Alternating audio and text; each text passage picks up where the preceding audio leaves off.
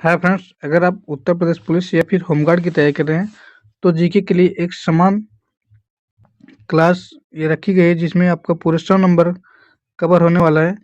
तो ये सभी प्रश्न है आपको जो दिख पा रहा है आपको स्क्रीन पे। तो चलिए देखते हैं आज के पहले प्रश्न क्या है। पहले प्रश्न पे चलते हैं। पहला प्रश्न आपसे पूछा है कि अनुच्छेद 61 किससे संबंधित है, जिसमें ऑप्शन दिया गया आपका राज्यपाल, राष्ट्रपति को हटाने की प्रक्रिया या फिर मुख्यमंत्री की नियुक्ति, नामादेश। तो अनुच्छेद 61 संविधान में राष्ट्रपति को हटाने के लिए महाभियोग अपक्रिया है, जो कि अनुच्छेद 61 में जिसका प्रावधान किया गया है। तो यानी कि ऑप्शन नंबर 2 आपका सही हो जाता है। कौन सा नंबर? ऑप्शन नंबर 2 आपका सही हो जाता है। अनुच्छेद 61 से संबंधित है तो आपका राष्ट्रपति को हटाने की एक प्रक्रिया है, यानी कि महाभियोग प्रक्रिया है। दोस्तों, इसके साथ हम अन्य डिटेल्स देखेंगे जिसमें हम पूछे गए लिए हैं कि अनुच्छेद 52 किससे संबंधित है, अनुच्छेद 53 किससे संबंधित है, या फिर अनुच्छेद 56 किससे संबंधित है। तो अनुच्छेद 52 की बात करें तो इसमें राष्ट्रपति के पद का प्रावधान किया गया है। अनुच्छेद 53 आपका कार्यपालिका शक्ति राष्ट्रपति के पास होगा, यानी कि कार्यपालिका शक्ति राष्ट्रपति के ही पास होगा। अनुच्छेद 56 की बात करें तो इसमें राष्ट्रपति का कार्यकाल होगा, जिसमें राष्ट्रपति का कार्यकाल कुल 5 वर्ष है। कितने वर्ष? 5 वर्ष है। अनुच्छेद 61 की बात करते हैं आप महाभियोग प्रक्रिया है, जो कि हम बता चुके हैं। फिर चलते हैं दूसरे नंबर के प्रश्न में। दूसरे नंबर का प्रश्न पूछा है आपसे कि लोकसभा सदस्य बनने के लिए कितने वर्ष की उम्र की आवश्यकता होती है। तो लोकसभा के सदस्य बनने के लिए आपका कुल 25 वर्ष की उम्र की आवश्यकता होती है, यानी कि आपका ऑप्शन नंबर 2 सही होता है। 25 वर्ष की आयु में आप लोकसभा का सदस्य बन सकते हैं। अन्य सदस्यों का उम्र देखें तो अन्य सदस्य यानी कि लोकसभा सदस्य आप 25 साल की उम्र में बन सकते हैं। विधानसभा का सदस्य 25 साल में बन सकते हैं। अगर राज्यसभा का सदस्य बनना है तो आपको 30 वर्ष पूर्ण करनी होगी। विधान परिषद का सदस्य बनना है तो भी 30 वर्ष की पूर्ण करनी होगी आपकी। राष्ट्रपति या उपराष्ट्रपति या राज्यपाल, कौन कौन से? राष्ट्रपति, उपराष्ट्रपति या फिर राज्यपाल बनने के लिए आपको कम से कम 35 वर्ष की उम्र आपको पूरी करनी होगी। कितने वर्ष की उम्र? 35 वर्ष की उम्र पूरी करनी होगी। तीसरे नंबर का प्रश्न पूछा आपसे कि भारत की नागरिकता संविधान के किस भाग में है। भारत की नागरिकता की बात करें तो आपका अनुच्छेद 5 से 11 तक भारत की नागरिकता का वर्णन किया गया है। भारतीय का नागरिकता आपका अगर पूछे कहाँ से लिया गया तो आपका ब्रिटिश यानी कि इंग्लैंड से लिया गया है। और भारत की एक खास बात है, भारत में एकल नागरिकता चलती है, यानी कि भारतीय संविधान में एकल नागरिकता का प्रावधान है। प्रश्न पूछा आपकी भारतीय नागरिकता की संविधान के किस भाग में रखे गए। तो भारत की नागरिकता संविधान के भाग 2 में रखे गए, यानी कि आपका ऑप्शन नंबर 2 सही हो जाता है। चौथे नंबर की बात करें तो चौथे नंबर का प्रश्न है आपका मूल संविधान में अनुसूची की संख्या कितनी थी। तो साथियों आपको लगभग सभी लोगों को पता होगा मूल संविधान में कुल 8 अनुसूची थी। इसके आधार पर आपका ऑप्शन नंबर 2 सही हो जाता है। अगर बात करें भारतीय संविधान में वर्तमान में कुल कितनी अनुसूची हैं, तो वर्तमान में कुल 12 अनुसूची हैं और मूल संविधान में कुल 8 अनुसूची हैं, ध्यान रखिएगा। आइए उत्तर प्रदेश से संबंधित महत्वपूर्ण एक प्रश्न कि उत्तर प्रदेश का राजकीय पुष्प क्या है। उत्तर प्रदेश का राजकीय पुष्प क्या है? गेंदा, कमल, पलाश या फिर गुड़हल। तो उत्तर प्रदेश का राजकीय पुष्प आपका क्या हो जाता है? ऑप्शन नंबर 3 सही हो जाता है आपका पलाश। क्या हो जाएगा? ऑप्शन नंबर 3 सही हो जाता है पलाश। उत्तर प्रदेश से अन्य सभी प्रश्न यहाँ से बन सकते हैं। पहला प्रश्न बन सकता है आपसे उत्तर प्रदेश का राजकीय पशु अगर पूछे तो बारहसिंगा हो जाता है। राजकीय पुष्प पलाश, राजकीय चिन्ह मछली व धनुष बाण हो जाता है। राजकीय वृक्ष पूछे तो अशोक हो जाता है। राजकीय खेल हॉकी।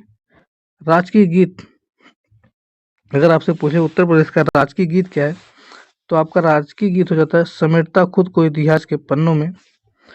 समेटता खुद इतिहास के पन्नों में, जो कि महत्वपूर्ण है, राजकीय गीत हो जाता है उत्तर प्रदेश का। अगर उत्तर प्रदेश का राजकीय फल पूछे तो आम और मिठाई पूछे तो आपका जलेबी होता है। जिससे आपको ध्यान रखना है। दोस्तों, अगर कंटेंट पसंद आए तो क्लास को एक बार लाइक कर दीजिएगा। आइए 6 नंबर का प्रश्न, उत्तर प्रदेश में कुल कितने जनपद हैं? उत्तर प्रदेश में कुल कितने जनपद हैं? दोस्तों, अभी उत्तर प्रदेश में कुल 75 जिले हैं, यानी कि ऑप्शन नंबर 2 आपका सही हो जाता है। कौन सा? ऑप्शन नंबर 2 सही हो जाता है। 75 जिले हैं, यानी कि 75 जनपद हैं। अगर उत्तर प्रदेश की बात करें तो उत्तर प्रदेश में कुल 75 जिले हैं तथा मंडल अगर पूछे आपसे तो 18 मंडल हो जाते हैं, जो कि इम्पोर्टेंट है। उत्तर प्रदेश की स्थापना दिवस आपको पूछे तो 24 जनवरी होता है। कब? 24 जनवरी को उत्तर प्रदेश की स्थापना हुई थी। अगर बात करें उत्तर प्रदेश का विभाजन कब हुआ तो 9 नवंबर सन 2000 को उत्तर प्रदेश से उत्तराखंड अलग होकर एक अपना अलग राज्य बना। तो उत्तर प्रदेश का विभाजन 9 नवंबर 2000, यानी कि 9 नवंबर 2000 को उत्तराखंड राज्य बना था। इसे भी इसके साथ ध्यान रखिएगा। अगर आपसे पूछे कि उत्तर प्रदेश में लोकसभा सीटों की संख्या कितनी है, तो उत्तर प्रदेश में लोकसभा सीट की संख्या 80 है। इस तरह से आपका ऑप्शन नंबर 2 सही होता है। लोकसभा सीट 80। अगर राज्यसभा सीट आपसे पूछे तो 31 हो जाता है। विधान परिषद सीट पूछे तो 100 हो जाता है। विधानसभा सीट पूछे तो 403 हो जाता है। ये उत्तर प्रदेश की कुछ सीटें हैं। कौन कौन से ध्यान रखिएगा? Lok Sabha seat 80, Rajya Sabha seat 31, Vidhan Parishad seat 100 और विधानसभा सीट 403 हो जाता है। 8वें नंबर का प्रश्न पूछा है कि मिट्टी के लिए किस जिले से संबंधित का व्यवसाय है? तो मिट्टी के लिए किस जिले से संबंधित का व्यवसाय, तो आपका ऑप्शन नंबर 2 सही होता है। कौन सा? आजमगढ़। आजमगढ़ मिट्टी के किले से संबंधित व्यवसाय है। 8वें नंबर का प्रश्न है कि राम प्रसाद बिस्मिल को फांसी कहाँ पर दिया गया, या फिर फांसी कहाँ हुआ था? तो राम प्रसाद बिस्मिल की बात करें तो ऑप्शन नंबर 3 सही हो जाता है। गोरखपुर। गोरखपुर अगर पूछे आपको किस नदी पर स्थित है तो राप्ती नदी पर, यानी कि गोरखपुर राप्ती नदी के किनारे बसा हुआ है। गोरखपुर उत्तर प्रदेश का सर्वाधिक वर्षा वाला क्षेत्र है। सर्वाधिक वर्षा वाला क्षेत्र है। गोरखपुर में 5 फरवरी सन 1922 को चौरी चौरा कांड हुआ था, जो कि बहुत महत्वपूर्ण कांड है। इसे भी ध्यान रखिएगा। और यहीं पर राम प्रसाद बिस्मिल जी को फांसी दी गई थी।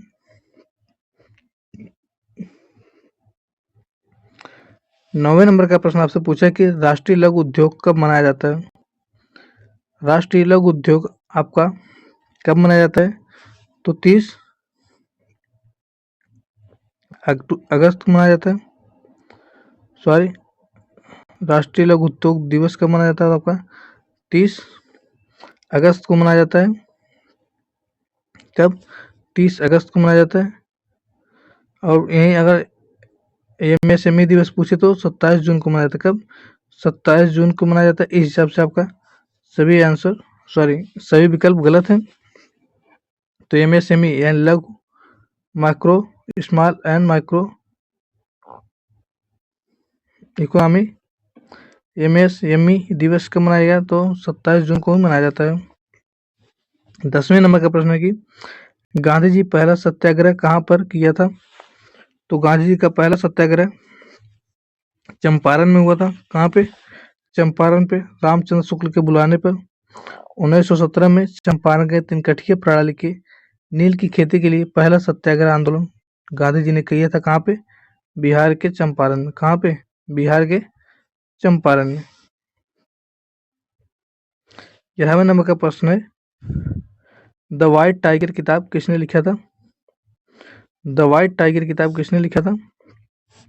ऑप्शन नंबर 4 सही होता है। अरविंद अडिगा ने।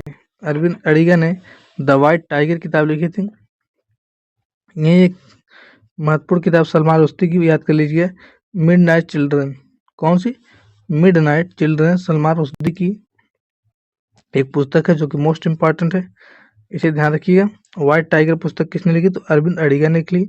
मिडनाइट चिल्ड्रन सलमान रुश्दी ने। 12वें नंबर का प्रश्न है कि विश्व में हरित क्रांति के जनक किसे माना जाता है? विश्व में हरित क्रांति के जनक किसे माना जाता है? तो अगर बात करें विश्व की तो नॉर्मन बोरलॉग हो जाते हैं, यानी कि ऑप्शन नंबर 1 सही होगा। अगर भारत की पूछे तो एम एस स्वामीनाथन हो जाते हैं। कौन? M S Swaminathan. ध्यान रखिएगा, अगर विश्व के हरित क्रांति के जनक पूछे तो नॉर्मन बोरलॉग हो जाते हैं, और भारत के हरित क्रांति के जनक पूछे तो एम एस स्वामीनाथन हो जाते हैं। भारत में हरित क्रांति की शुरुआत कब हुई अगर पूछे तो 1967 से 1968 हो जाता है। 1967 से 1968 हो जाता है में प्रारंभ किया गया था। भारत में हरित क्रांति के जनक एम एस स्वामीनाथन होते हैं, बता चुके हैं।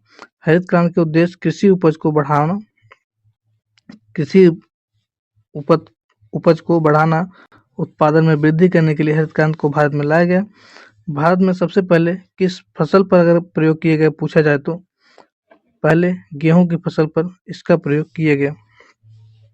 93वें नंबर का प्रश्न है कि फीफा की स्थापना कब हुआ था? फीफा की स्थापना कब हुआ था? तो फीफा की स्थापना 1904 में हुआ, जिसकी मुख्यालय अगर आपसे पूछे तो ज्यूरिख स्विट्जरलैंड में जाता। कहाँ? ज्यूरिख स्विट्जरलैंड में फीफा की स्थापना होती। अगर फीफा की फुल फॉर्म पूछे तो फुटबॉल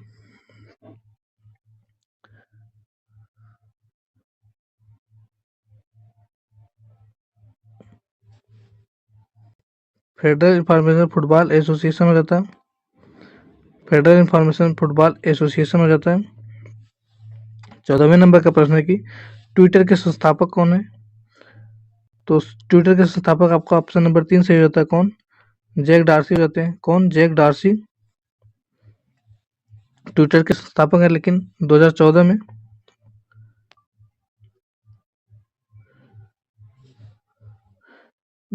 में शायद इसे एलन मस्क ने खरीद लिया और इसका नाम बदलकर एक्स रख दिया। क्या? एक्स रख दिया है। सॉरी, 2014 में नहीं खरीदा गया था भाई, इस डेट पर हमें कंफ्यूजन है, लेकिन इसे एलन मस्क ने खरीद लिया है और इसका नाम बदलकर एक्स रख दिया गया। ट्विटर की स्थापना की पूछे तो 2006 में हुई। 2006 में जैक डार्सी ने ट्विटर की स्थापना की थी। पुलिस अधीक्षक किस विभाग के अंतर्गत आते हैं? पुलिस अधीक्षक यानी कि एसपी यानी कि सुप्रिटेंडेंट पुलिस किस विभाग के अंतर्गत आते हैं, कार्य करते हैं? वित्त मंत्रालय, रक्षा मंत्रालय, गृह मंत्रालय या स्वास्थ्य मंत्रालय? तो पुलिस अधीक्षक की बात करते हैं, ये आपका गृह मंत्रालय के अंतर्गत आते हैं। ऑप्शन नंबर 3 सही होता है। यह पूरे जिले का प्रमुख होते हैं, जिले भर के कानून व्यवस्था इनके पास ही होती है, तो यह गृह मंत्रालय के अंतर्गत आते हैं। यूएपीए गैर कानूनी गतिविधि को रोकथाम अधिनियम क्या होता है? यूएपीए जिसका फुल फॉर्म हिंदी में हो जाता है गैर कानूनी गतिविधि रोकथाम अधिनियम कब लागू किया गया था? तो ये आपका 1967 में लागू किया। कब? ऑप्शन नंबर 1 सही होता है, 1967 में लागू किया गया। यह केंद्रीय गृह मंत्रालय के अंतर्गत कार्य करता है। यह किसी व्यक्ति या संस्था को आतंकवाद घोषित कर सकता है।